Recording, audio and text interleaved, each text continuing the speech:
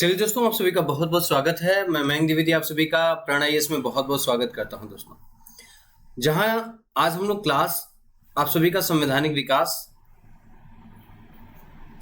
विकास का चैप्टर आप सभी के साथ लेके चल रहे थे। तो दोस्तों इसको फिर से प्रारंभ करते हैं। और हमने आप सभी के साथ जो डिस्कशन किया था वो 1935 तक का संविधान हमने आपको पढ़ा दिया था कि 1935 का एक्ट क्या कहता है। ओके, अब हम लोग आगे के क्रम में हम लोग देखेंगे। जहां आज का क्रम हम लोग देखेंगे 1937 का चुनाव, अगस्त प्रस्ताव,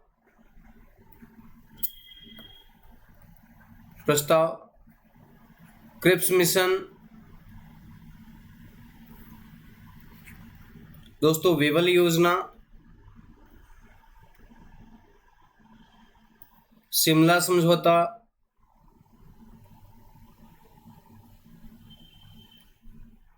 इसके साथ आपका कैबिनेट मिशन,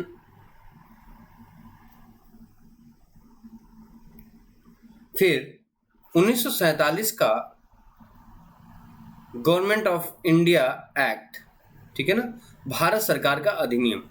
तो शुरू करते हैं आज की क्लासेस। जहां पे हम लोग पहला जो चैप्टर देखेंगे वो है 1937 का अधिनियम, 1937 का चुनाव। चलिए आज का स्टार्ट करते हैं दोस्तों। जब 1937 का चुनाव हुआ था तो उस समय कहा जाए तो कुल 11 राज्य थे, 11 राज्य। अब 1935 के एक्ट के माध्यम से यहाँ चुनाव होना था। 1935 के एक्ट के अकॉर्डिंग यहाँ पे चुनाव होना था इन 11 राज्यों में। इन 11 राज्यों में जब चुनाव होना था दोस्तों, तो आप देखें इसमें लड़ने वाली जो महत्वपूर्ण पार्टियां थी वो थी, एक तो कांग्रेस, ठीक है। दूसरा अगर हम लोग कहें मुस्लिम लीग। तीसरा आप देखें तो यहाँ पे कृषक प्रजा पार्टी। चौथा यूनियनिस्ट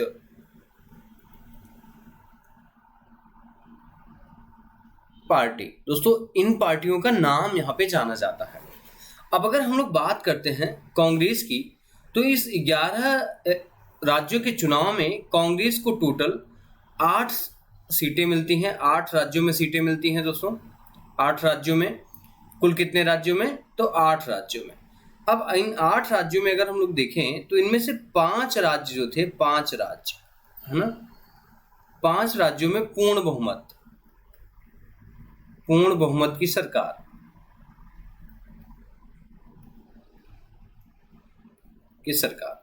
अब पूर्ण बहुमत की सरकार दोस्तों देखें तो ये किन किन राज्यों में बनी। तो ये सबसे महत्वपूर्ण राज्य थे आपके मद्रास। दूसरा महत्वपूर्ण राज्य है बिहार, उड़ीसा, मध्य प्रांत,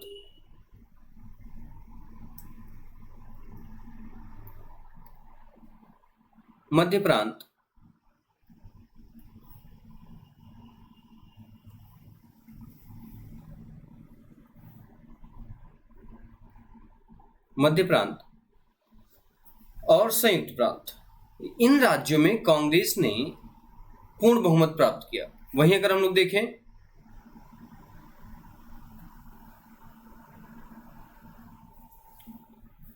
तीन जो राज्य थे,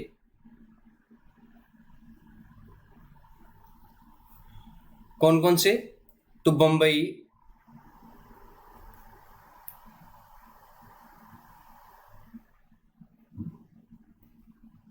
असम और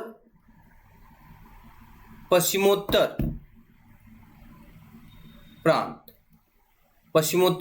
सीमा प्रांत दोस्तों। ये राज्य ऐसे थे, देखिए 5 ये हो गए पूर्ण बहुमत और 3 ये हो गए। 5 3 8 राज्यों में कांग्रेस की सरकार बनती है। अब दोस्तों अगर हम लोग मुस्लिम लीग की बात करते हैं तो मुस्लिम लीग की केवल सिंध में सरकार बनती है, सिंध के क्षेत्र में सरकार बनती है, ठीक है।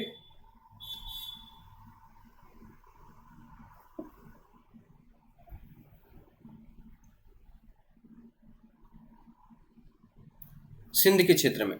और यहाँ पे अगर हम लोग देखें तो इनकी जो है बंगाल में सरकार बनती है,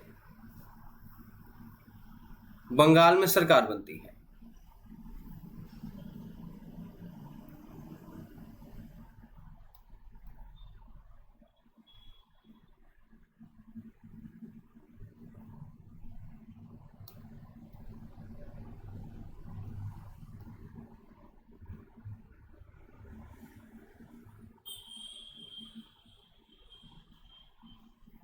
चलिए अब देखिए यहाँ पे बंगाल में, अब बंगाल में भी जो सरकार बनती है ये मुस्लिम लीग के सहयोग से बनती है दोस्तों, मुस्लिम लीग के सहयोग से बनती है।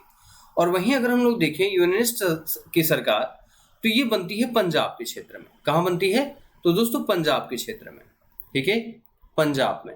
और पंजाब में भी ये सरकार जो बनती है ये मुस्लिम लीग के सहयोग से ही ये सरकार बनती है दोस्तों, मुस्लिम लीग के सहयोग से सरकार बनती है। तो अब आप देखिए इस चार्ट को पूरी तरीके से, तो आपको एक आइडिया लग जाएगा कि ये पूरी की पूरी सरकार, पूरा का पूरा चुनाव जो हो रहा है ये कितना महत्वपूर्ण हो गया था, राज्य के अंतर्गत पूरा जो चुनाव था वो कितना महत्वपूर्ण हो गया था। अब हम लोग थोड़ी सी चर्चा अगर हम लोग कर लें कि इन क्षेत्रों में कौन कौन से लोग चुनाव जीते थे, तो अगर दोस्तों हम लोग देखें मद्रास में, तो मद्रास के अंतर्गत जो चुनाव जीता वो जीते मुख्यमंत्री के तौर पे, जो सीएम रहे वो हैं सी राजगोपालाचारी, सी राजगोपालाचारी, ओके। और आप देखिए दूसरा जो, क्योंकि यहाँ पे कांग्रेस जीती थी, दूसरे पे अगर हम लोग देखें बीएन खरे महोदय जीते थे बम्बई में बीएन खरे महोदय, ठीक है। तीसरा अगर देखा जाए तो ये है मध्य प्रांत। और दोस्तों मध्य प्रांत तथा बरार का जो क्षेत्र था, ठीक है, तथा बरार का एरिया जो था इसके अंतर्गत, उसमें जो मुख्यमंत्री बने थे वो बने थे एनबी खरे। और यहीं पे बाद में कहा जाए एनबी खरे के बाद एक और व्यक्ति थे जो इसी क्षेत्र के मुख्यमंत्री बने, वो हैं रविशंकर है ना, शुक्ल, वो यहाँ पे मुख्यमंत्री बने। अगला देखा जाए चौथा जो बने, तो चौथा दोस्तों देखें बिहार के क्षेत्र में मुख्यमंत्री बने सी कृष्ण सिन्हा मुख्यमंत्री बने। और पांचवें में देखा जाए तो ये संयुक्त प्रांत का जो एरिया था आपका उत्तर प्रदेश, खासतौर से अगर अभी कहें तो संयुक्त प्रांत का जो एरिया था, यहाँ पे कौन मुख्यमंत्री बने? यहाँ पे बने गोविंद बल्लभ पंत, यहाँ मुख्यमंत्री बने। वहीं छठवां अगर हम लोग देखें तो दोस्तों उड़ीसा है, और उड़ीसा में वीएन दास मुख्यमंत्री बने। सातवां अगर हम लोग देखें तो उत्तर पश्चिम सीमा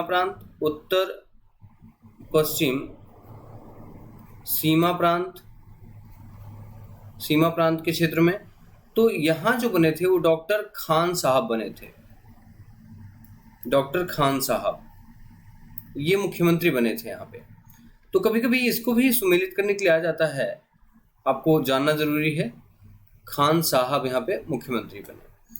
अब दोस्तों देखा जाए तो जो सिंध का क्षेत्र था, ठीक है, सिंध के क्षेत्र में अगर देखा जाए तो यहाँ पे कई लोग बनते हैं, जैसे कि कहा जाए पहला जो बने वो बने, जो अक्सर पूछा जाता है, गुलाम हुसैन हिदायतुल्लाह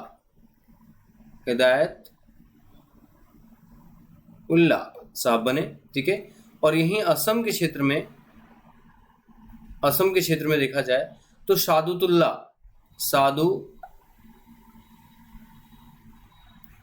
सादुल्लाह साहब बने, ठीक है। पंजाब के क्षेत्र में अगर देखा जाए, पंजाब में तो यहाँ सिकंदर हयात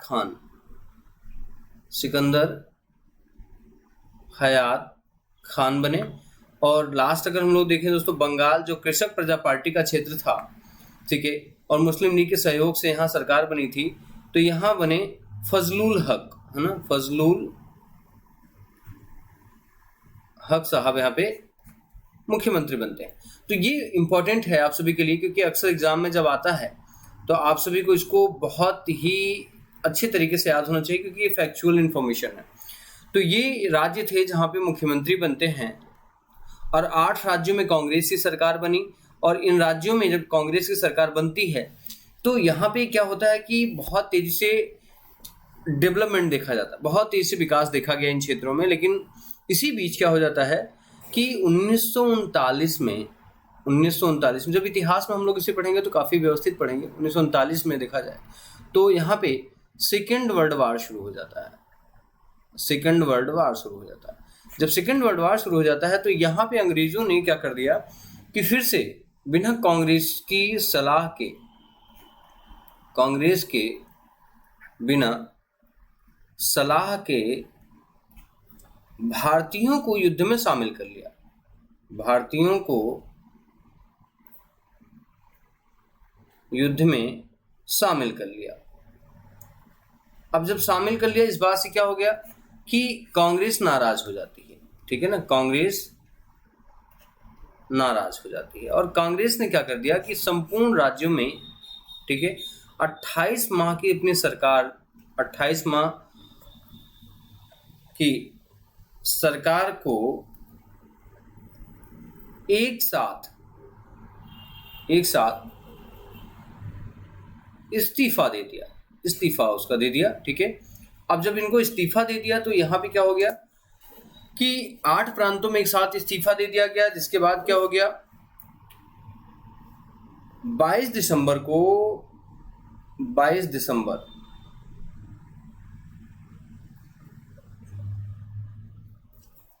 1939 को इससे बड़े खुश हुए दो लोग। एक दल कहा जाए तो मुस्लिम लीग, ठीक है, मुस्लिम लीग, और दूसरा कहा जाए तो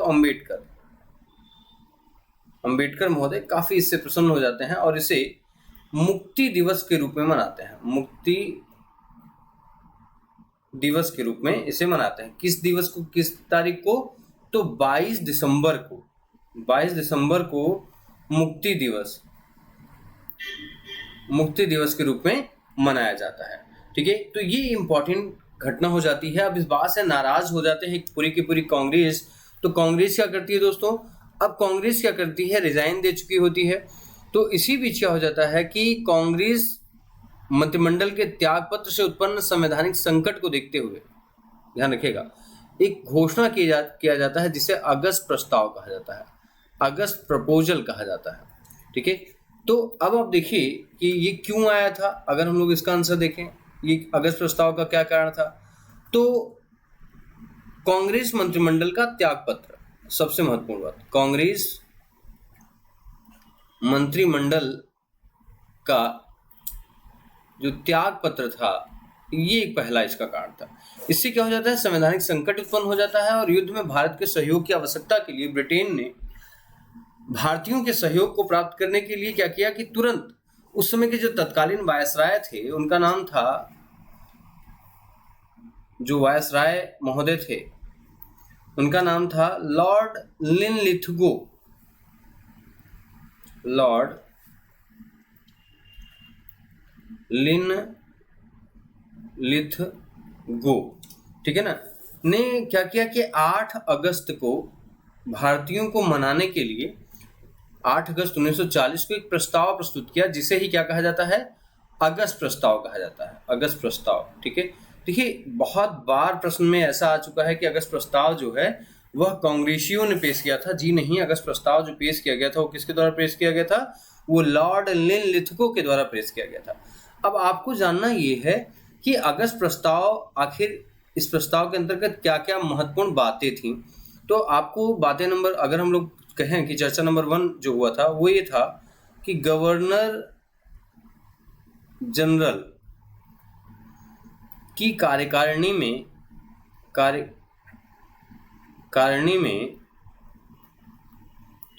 और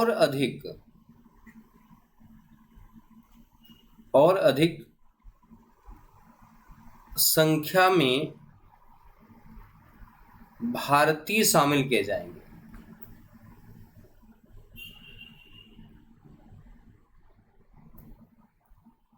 भारतीय क्या किए जाएंगे, शामिल किए जाएंगे। इसमें सबसे इंपॉर्टेंट बात ये रहेगी कि जो पहले वर्किंग कमेटी ऑफ गवर्नर थी उसमें भारतीयों की संख्या में वृद्धि की गई, भारतीय शामिल है ना किए जाएंगे। पहली बात, पहली इंपॉर्टेंट बात। दूसरी जो इंपॉर्टेंट बात ये हुई कि यह युद्ध, अगर हम लोग कहें एक युद्ध सलाहकारी परिषद का गठन किया जाएगा, वार एडवाइजरी कमेटी, ठीक है, एक युद्ध सलाहकारी परिषद का गठन किया जाएगा, गठन किया जाएगा। ओके, गठन किया जाएगा। भारत का संविधान बनाना भारतीयों का अपना अधिकार है। ध्यान रखिएगा, यहाँ पे इंपॉर्टेंट बात है, भारत का संविधान बनाना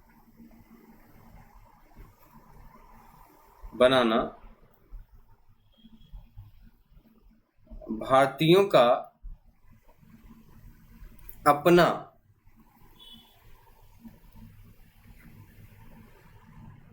अधिकार है, जिसके बारे में यहाँ पे चर्चा की गई। और ध्यान रखिएगा, औपनिवेशिक स्वराज स्थापित किया जाएगा, ऐसा कहा गया। ठीक है, औपनिवेशिक स्वराज, औपनिवेशिक स्वराज स्थापित किया जाएगा।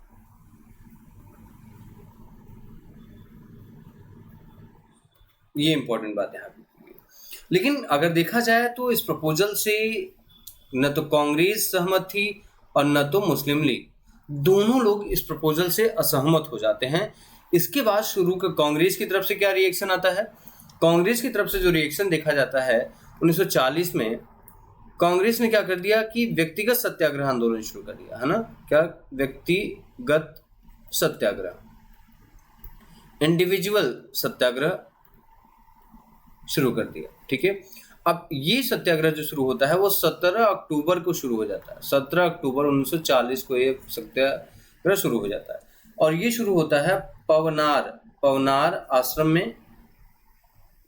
ठीक है ना, पवनार आश्रम में। और ये कहाँ था? महाराष्ट्र में। ठीक है ना, पवनार आश्रम महाराष्ट्र में। ठीक है, जहां पे प्रथम सत्याग्रही के रूप में अगर देखा जाए तो वो थे आचार्य विनोबा भावे। ठीक है, और वहीं द्वितीय सत्याग्रही के रूप में देखा जाए, द्वितीय सत्याग्रही के रूप में, तो इनमें जो महत्वपूर्ण नाम आता है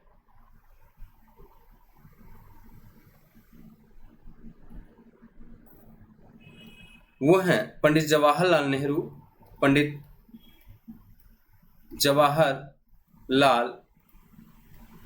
नेहरू, और तीसरे अगर कहा जाए तृतीय तो पंडित ब्रह्मदत्त, है ना, ब्रह्मदत्त जी का नाम आता है। और ये तो हो गई किसकी? कांग्रेस की प्रतिक्रिया। और इसी के अगेंस्ट अगर हम लोग देखें तो मुस्लिम लीग ने क्या किया? मुस्लिम लीग ने 1940 में लाहौर अधिवेशन आयोजित किया। लाहौर अधिवेशन, ठीक है, लाहौर अधिवेशन। और यहीं पर उसने पहली बार, ध्यान रखिएगा, पहली बार मुस्लिम लीग ने मंच से पाकिस्तान की मांग की। पाकिस्तान की मांग की, ठीक है ना। ये इंपॉर्टेंट है। जिन्ना इसके अध्यक्ष रहे, जिन्ना के द्वारा, ठीक है, लाहौर अधिवेशन की अध्यक्षता की गई और यहां से जिन्ना ने क्या किया? पाकिस्तान की मांग कर ली। दोस्तों, सबसे इंपॉर्टेंट बात यही है कि इसके बाद बहुत तनाव हो गया, पूरे भारत में सिचुएशन को हैंडल करने की कोशिश की जाने लगी और बहुत तेजी के साथ सुधार होता देख करके अंग्रेजों को फिर से एक नया मंच भारत में भेजना पड़ा, जिसे क्रिप्स मिशन कहा जाता है। क्या कहा जाता है? क्रिप्स मिशन कहा जाता है।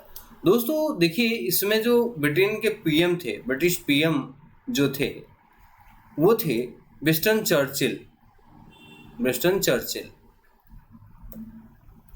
ठीक है, चर्चिल ने अपने मंत्रिमंडल से एक सदस्य जिनका नाम था स्टेफोर्ड क्रिप्स, ठीक है ना, इनको तैयार किया और इनको भारत भेजा इन्होंने 23 मार्च 1942 को, राइट है ना, 1942 को इनको भारत भेजा। और ये जो पहुंचे भारत तो इन्होंने वार्ता किया, किससे डिस्कशन किया, तो इन्होंने किया पंडित जवाहरलाल नेहरू से और मौलाना अबुल कलाम आजाद से,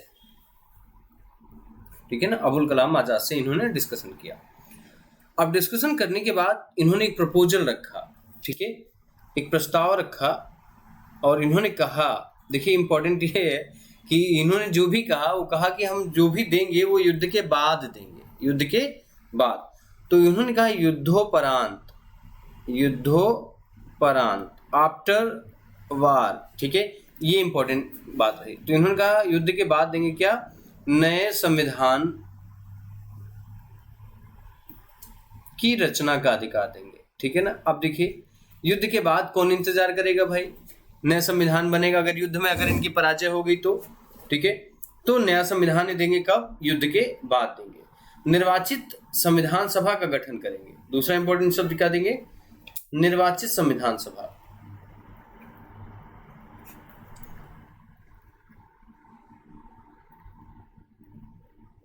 निर्वाचित संविधान सभा ये देंगे, ठीक है, पहला पॉइंट हो गया। दूसरा पॉइंट क्या है, प्रांतों को संविधान को स्वीकार करने, देखिए यही लाइन सबसे इंपॉर्टेंट है जिसकी वजह से ये मामला बिगड़ जाता है।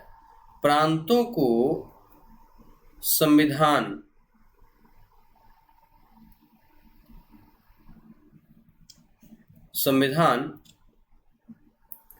को स्वीकार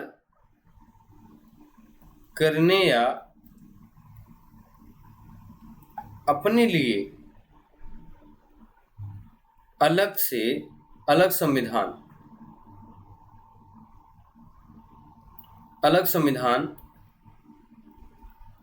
निर्माण करने की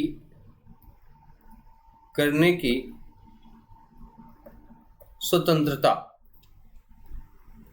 होगी, राइट है ना, निर्माण करने की स्वतंत्रता होगी। मुस्लिम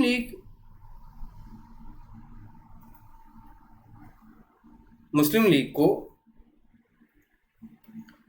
भारतीय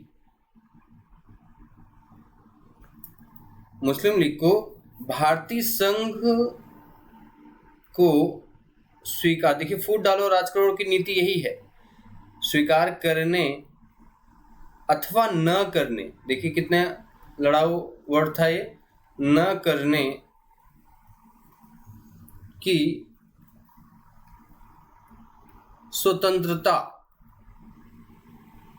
होगी। ये देखिए है ना, ये कितना कैसा वर्ड इन्होंने बोल दिया, ठीक है।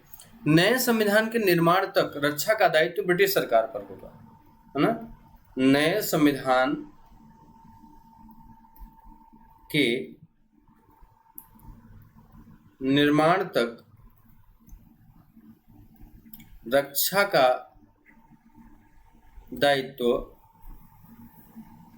ब्रिटिश सरकार पर होगा, ब्रिटिश सरकार पर होगा, ओके। मुस्लिम लीग ने इस प्रस्ताव को ठुकरा दिया क्योंकि देश सांप्रदायिक आधार पर विभाजन की उनकी मांग नामंजूर कर दी गई थी, ठीक है ना, क्योंकि इन्होंने कहा कि हमें पाकिस्तान चाहिए और कुछ नहीं, तो इस बात पे इन्होंने कहा कि ऐसा संविधान हम नहीं मानेंगे। और जो कांग्रेस है, कांग्रेस ने इसे कहा कि गांधी जी के शब्दों में अगर हम लोग देखें, इसको व्याख्यायित करें तो ये कहा गया कि पोस्ट डेटेड चेक है ये, अर्थात इसमें पूरी तरीके से धोखे की बात कही गई है, कोई ऐसी बात ही नहीं है जो इसमें तथ्यता स्वीकार किया जाए। पंडित जवाहरलाल नेहरू ने भी इसे टूटे हुए नाव की संज्ञा दी, अर्थात इसके किसी भी बातों पे भरोसा करने की बात को नहीं स्वीकार किया। दोस्तों अब इसके बाद क्या होता है, आप अच्छी तरीके से जानते हैं कि भारत छोड़ो आंदोलन शुरू हो जाता है, और भारत छोड़ो आंदोलन के बाद जो सबसे महत्वपूर्ण कड़ी है वो है बेबल योजना की, बेबल योजना की। ठीक है, देखिए बेबल योजना एग्जैक्टली जो होता है वो 14 जून को इसका प्रस्ताव आता है, 14 जून को इसका प्रस्ताव आता है। ठीक है, और इस प्रस्ताव के अंतर्गत क्या क्या बातें कही गई उनको हम लोग देखते हैं। ठीक है, इसमें कहा गया कि नई कार्यकारिणी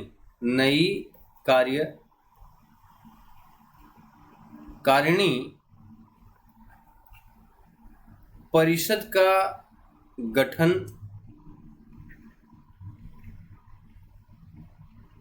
किया जाएगा। ठीक है, इसमें सबसे बड़ी बात यह है कि इस कार्यकारिणी में एक महत्वपूर्ण बात यह कही गई कि जो प्रतिरक्षा होगी, डिफेंस प्रतिरक्षा विभाग जो होगा वो वायसराय के अधीन होगा।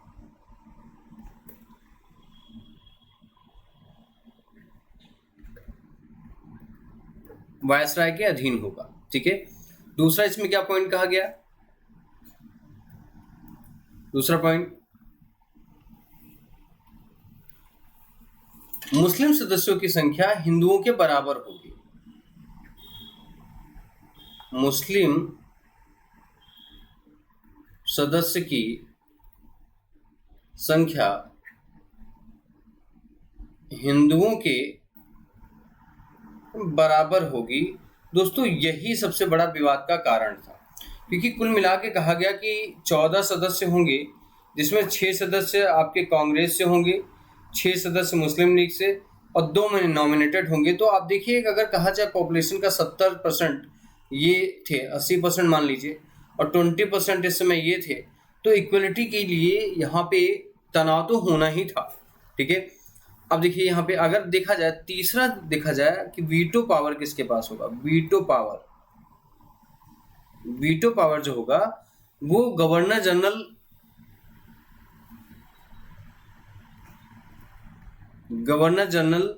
बिना कारण नहीं कर सकते, ध्यान रखिएगा। अर्थात वीटो पावर पे गवर्नर जनरल को भी सहमति की आवश्यकता पड़ गई, ये इंपॉर्टेंट था। चौथा जो था वही बात था, भारतीय स्वयं अपना संविधान बनाएंगे। जब युद्ध समाप्त हो जाएगा तो क्या होगा, भारतीय स्वयं अपना संविधान बनाएंगे। भारतीय स्वयं अपना संविधान बनाएंगे। ओके, संविधान बनाएंगे। अब इस सारी बातों को लेकर के मनाने के लिए एक समझौता किया गया, जिसे हम लोग शिमला समझौता कहते हैं। क्या कहते हैं, शिमला समझौता कहा जाता है कि चलो भाई अब इन बातों पे सहमति ले ली जाए। देखिए 25 जून 1944 को शिमला समझौता होता है, सॉरी 45 है।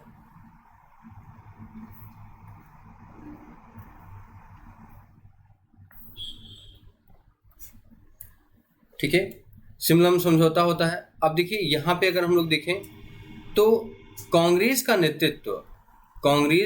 जो नेतृत्व था वो कौन कर रहे थे, वो कर रहे थे अबुल कलाम आजाद कर रहे थे। ठीक है, वहीं मुस्लिम लीग की ओर से देखा जाए तो जिन्ना इसका नेतृत्व कर रहे थे। दोस्तों अब देखिए गांधी जी ने सम्मेलन में भाग नहीं लिया था। मुस्लिम लीग यह चाहती थी कि वायसराय की कार्यकारिणी परिषद में नियुक्त होने वाले मुस्लिम सदस्यों का चयन वही करेगी, अर्थात कोई अन्य जो है इनका चयन नहीं कर सकता। अब यहाँ पे देखा जाए कि कांग्रेस ने इस बात को अस्वीकार कर दिया। कांग्रेस ने कहा कि ऐसा नहीं हो सकता है। फिर अंततः क्या हो जाता है कि इन दोनों में सहमति नहीं बन जाती है, और असहमति से विवाद और अधिक बढ़ जाता है। अबुल कलाम आजाद ने इसी शिमला समझौता को जल विभाजक की संज्ञा दी।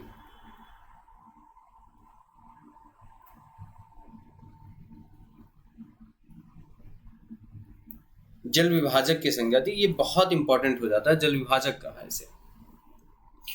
तो अब हम लोग देखेंगे अगला जो हमारा इंपॉर्टेंट है दोस्तों, वो है कैबिनेट मिशन, राइट है ना, कैबिनेट मिशन और अंतरिम सरकार।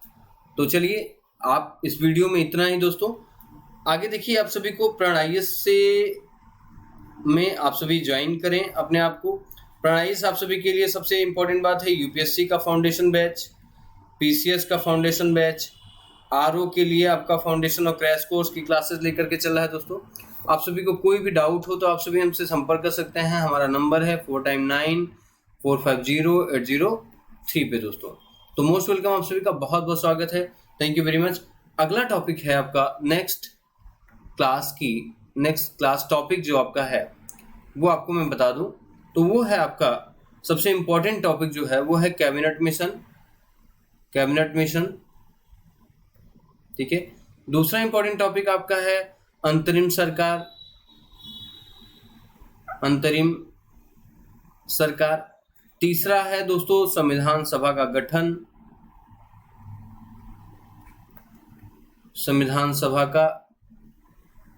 गठन, और फिर फाइनली हम लोग देखेंगे माउंटबेटन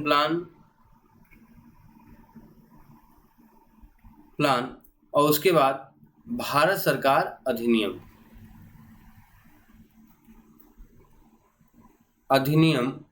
1947। तो दोस्तों ये है हमारी अगली क्लास। तो आप सभी का बहुत बहुत स्वागत है। Thank you very much. आप सभी इस क्लास से जुड़े हैं, लाइक और शेयर सब्सक्राइब करें दोस्तों। थैंक यू वेरी मच, धन्यवाद।